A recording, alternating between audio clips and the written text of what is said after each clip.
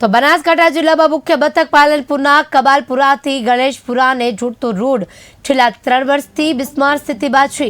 Road પર વર્ષો પહેલા ગટર લાઇન માટે રોડ ખોદાયો, પરંતુ તે બાદ રોડ નવો બનાવવાની જગ્યા યથાવત રહેતા સ્થિતિની રાખતા સ્થાનિકો હાલાકી ભોગવવા મજબૂર બન્યા છે।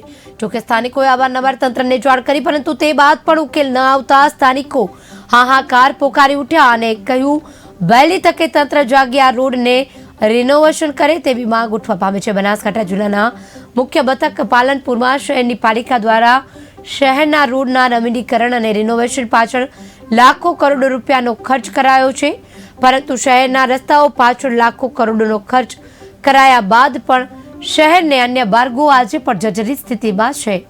શહેરના ગણેશપુરા, કમાલપુરાથી નાની બજાર સહિત માર્ગોની ઉબડખાબડ હાલતને કારણે સ્થાનિકોની હાલત ભોગવવા મજબૂર બન્યા છે।